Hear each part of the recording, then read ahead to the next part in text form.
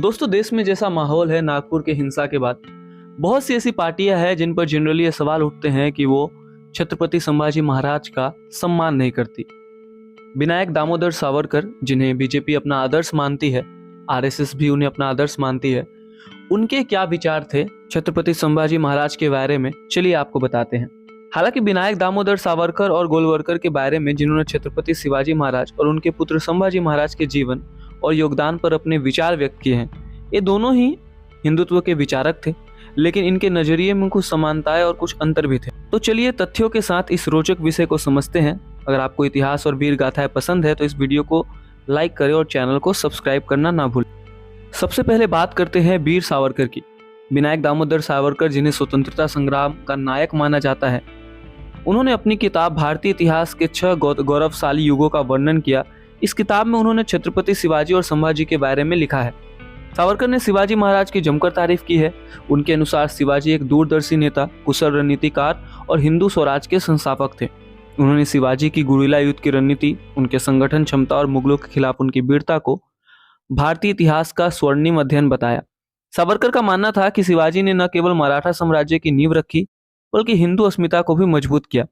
लेकिन जब बात संभाजी की आई तो सावरकर का एक नजरिया थोड़ा अलग था। उन्होंने संभाजी को एक बहादुर योद्धा तो माना, लेकिन उनके शासन को असक्षम बताया। सावरकर ने लिखा है कि संभाजी में कुछ कमियां थी, जैसे कि उनका गुस्सैल स्वभाव, शराब का सेवन और स्त्रियों के प्रति अति लगाव। सावरकर का कहना था कि ये खामियां संभाजी के शासन में बाधा बनी और शिवाजी के बाद मराठा साम्राज्य को कमजोर करने का कारण बनी। हालांकि सावरकर ने संभाजी की वीरता की भी प्रशंसा की, खासकर जब उन्होंने मुगलों के खिलाफ अंत तक लड़ाई लड़ी और अपनी जान दे दी।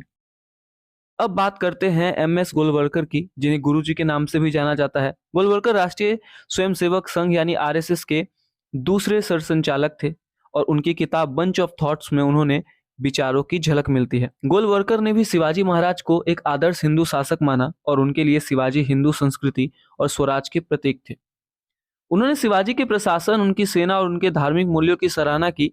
गोलवरकर का मानना था कि शिवाजी ने अपने शासन में यह दिखाया कि हिंदू समाज एकजुट होकर बड़ी से बड़ी चुनौतियों का सामना कर सकता है।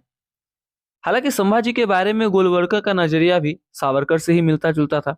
उन्होंने संभाजी को एक साहसी योद्धा माना, लेकिन उनके व्यक्तिगत व्यवहार की आलोचना की। गोलवरकर ने संभाजी के शराब के सेवन और अनुशासनहीनता को उनके शासन के लिए नुकसानदायक बताया। फिर भी उन्होंने संभाजी को हिंदू साम्राज्य का प्रतीक माना और उनकी शहादत को सम्मान किया। गोलवरकर का कहना था कि संभाजी ने अपने बलिदान से हिंदू समाज को प्रेरणा दी। तो दोस्तों, सावरकर और गोलवरकर दोनों ने ही शिवाजी को एक महान नायक माना, लेकिन संभाजी के बारे में उनके विचार में सख्ती थी। दोनों ने संभाजी की कमियों को उजागर किया, लेकिन उनकी वीरता को भी नजरअंदाज नहीं किया। ऐतिहासिक संदर्भ में देखें तो संभाजी का शासन मुश्किल दौर में आया। शिवाजी के बाद मुगल सम्राट औरंगजेब ने मराठों के खिलाफ पूरी ताकत झोंक दी। संभाजी ने 1980 से 1979 तक शासन किया और इस दौरान उन्होंने कई लड़ाइयां लड़ी।